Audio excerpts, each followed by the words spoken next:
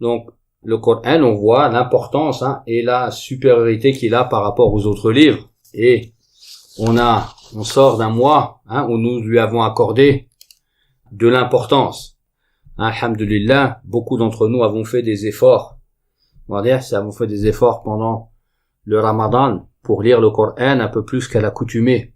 Et donc, nous devons avoir conscience que lorsqu'on prend le Coran, c'est la parole d'Allah subhanahu wa ta'ala. C'est la parole de notre Seigneur réellement. C'est réellement la parole d'Allah subhanahu wa ta'ala. On doit avoir dans notre cœur conscience, ressentir que c'est un honneur que d'avoir ce Coran.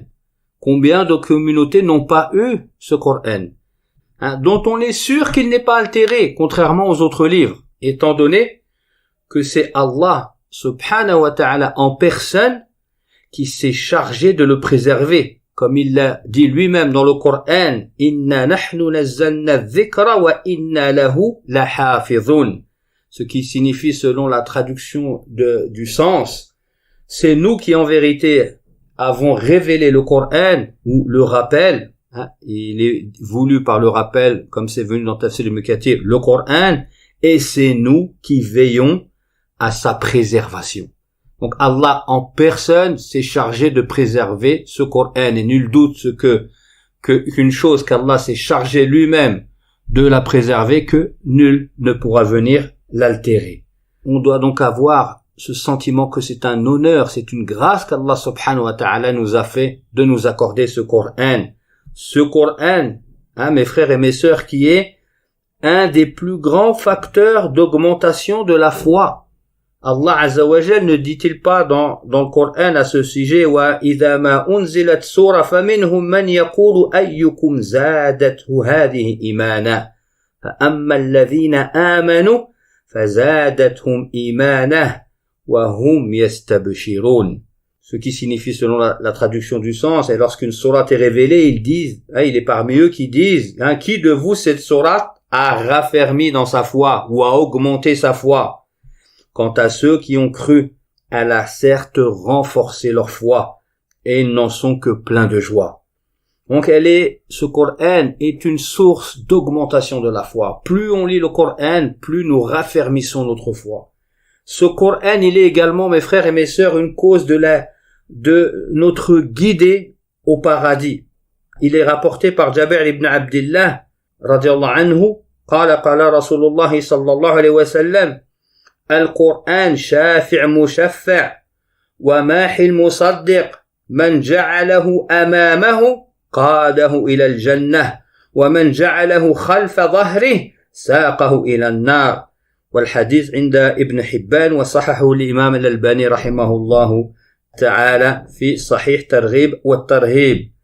Donc ce Coran, Rasulullah sallallahu alayhi wa sallam, dans la partie qui nous intéresse du hadith, il nous dit, celui qui le met devant lui, c'est-à-dire qu'il le lit, qu'il le médite, qu'il le met en pratique, ce Coran va le guider au paradis. Et celui qui le met derrière son dos, c'est-à-dire qu'il ne l'ouvre pas, ne le lit pas, ne le médite pas, ne le met pas en pratique, alors celui-là, il va être guidé au feu. Ce délaissement du Coran l'entraînera au feu.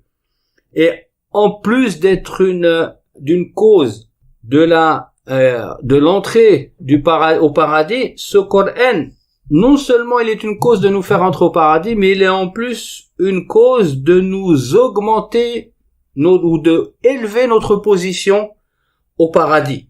Comme cela est rapporté dans un Sunan ibn Abi Daoud, في كتاب الصلاة, عن عبد الله بن عمر. قال رسول الله صلى الله عليه وسلم يقال لصاحب القرآن اقرأ وارتقي ورتل كما كنت ترتل في الدنيا فإن منزلك عند آخر آية تقرأها. Il nous dit, le prophète Mohammed sallallahu alayhi wa sallam, il sera dit au lecteur du Coran, le jour du jugement, lis et élève-toi, monte et récite comme tu récitais dans la vie d'ici-bas. Et certes, ta station sera au dernier verset que tu auras lu. Donc tu vas ne cesser de monter jusqu'au dernier verset que tu auras lu. Et donc c'est une cause de de rif'ah, d'élévation au paradis. Ce Coran, ya Abdullah, qui est un intercesseur pour toi, comme il est venu également dans la sunna du prophète, rapporté par Abi Umama radiallahu anhu, qala Rasulullah sallallahu alayhi wa sallam, iqra'ul Qur'an fa innahu ya'ti yawm al-qiyamah shafi'an li ashabihi, wal hadith inda Muslim, rahimahullah ta'ala. Donc, Abi Umama, qu'Allah l'agrée, nous rapporte que le messager d'Allah sallallahu alayhi wa sallam a dit, lisez le Coran, car certes, le jour du jugement, il sera un intercesseur pour son lecteur. Et le hadith, il est chez Muslim, qu'Allah lui fasse miséricorde.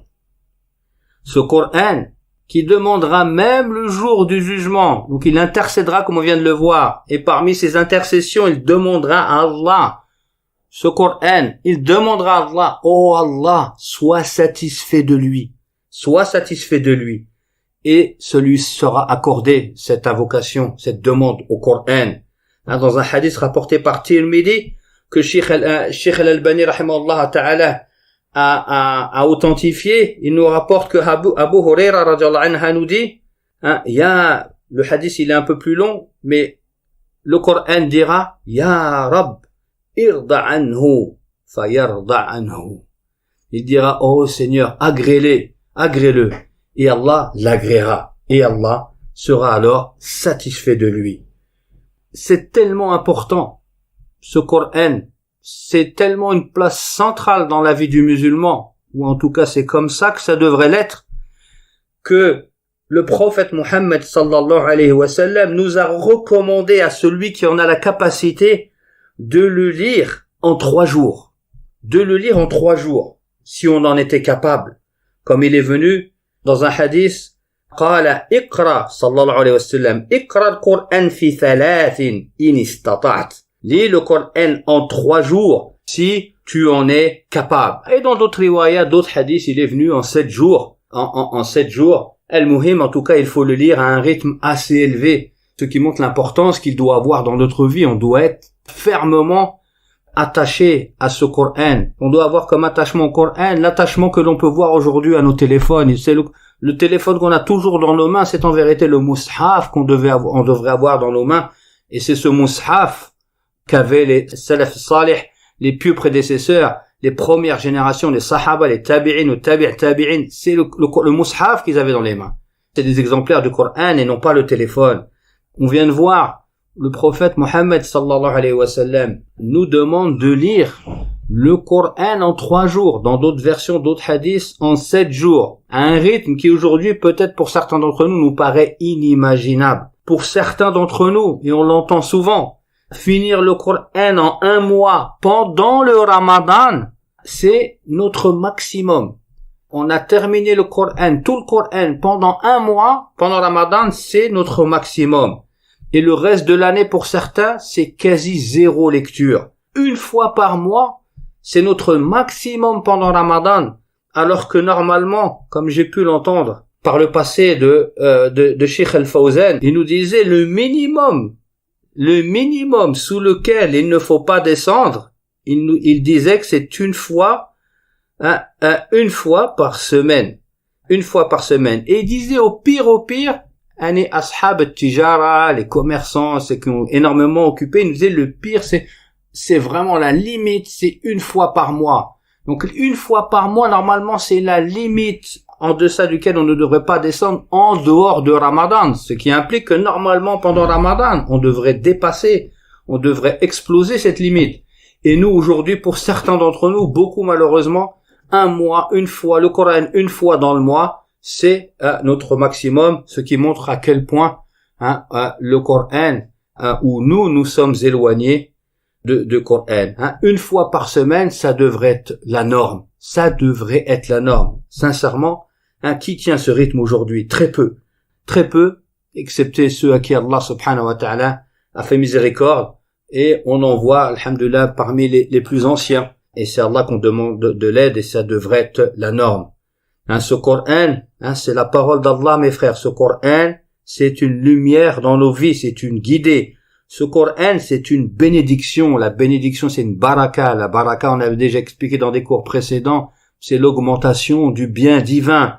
C'est une bénédiction dans tous les aspects de la vie. Fid dunya wa fil akhirah. Cheikh Saadi, rahimahullah ta'ala, nous dit à ce propos, la shay'a a'zamu barakatan min hada al-Qur'an. Fa inna kulla khayrin wa ni'matin wa ziyadatin diniya ou dunyawiya ou ukhrawiya fa innaha bisababi. Il nous dit, Cheikh Saadi, il n'y a pas une chose plus grande en bénédiction que ce Coran.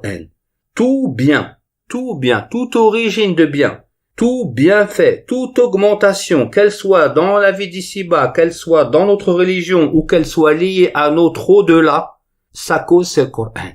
Sa cause c'est le Coran, c'est-à-dire sa lecture, sa méditation et sa mise en pratique. Et je m'adresse aux parents, nos parents, nous qui sommes toujours en train d'essayer de pousser, alhamdoulilah, c'est une bonne chose, nos enfants à l'apprendre par cœur, à le lire. Mais quel exemple sommes-nous? Quel exemple sommes-nous? Que chacun fasse son examen de conscience par rapport à ça. Quel exemple sommes-nous par rapport au Mus'haf? Combien d'entre nous, on est peut-être là à pousser nos enfants, mais on s'oublie soi-même. Comment voulez-vous que vos enfants se tournent vers le Coran si vous-même vous ne l'ouvrez que très rarement? S'ils ne vous voient rarement ouvrir le Coran, s'ils vous voient plus souvent avec le téléphone dans la main que avec un mushaf dans la main. Comment voulez-vous qu'ils aient un lien avec le Coran si jamais vous ne pensez à rassembler vos enfants dans le salon pour parler ensemble du Coran, lire un peu de tafsir?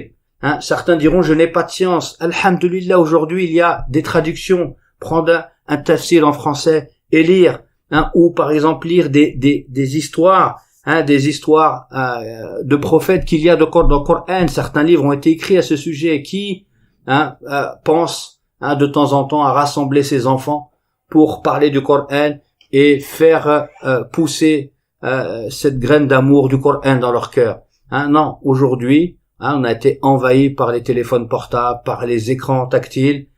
Chacun est dans sa chambre et chacun est préoccupé par des choses par lesquelles qui lui ont la plupart du temps très peu d'intérêt, voire qui sont des nuisances dans sa vie. Donc on s'est un peu écarté, mais comme c'était le point de croyance, c'était la croyance au livre et au Coran, j'ai trouvé que à la sortie du Ramadan, c'était bien de faire ce petit rappel, qu'on se rappelle. On est à la sortie de Ramadan, on a fait des efforts, normalement, alhamdoulilah, il y a encore des effets dans notre cœur. Faisons en sorte de faire perdurer ces effets et de ne pas s'écrouler à la sortie du Coran, à la sortie du mois de Ramadan, et de continuer ces efforts. Même si on aura du mal à maintenir le niveau d'effort qu'on avait pendant Ramadan, en tout cas de ne pas s'écrouler totalement, de ne pas passer d'un extrême à l'autre. C'est-à-dire à la sortie de Ramadan complètement délaisser le Coran. Et le fait d'être capable de continuer derrière à être attaché au Coran à la sortie de Ramadan, c'est un des signes de l'acceptation de la validité de notre jeûne, d'être capable de rester dans l'effort après Ramadan et ne pas s'écrouler totalement à la sortie du mois de Ramadan.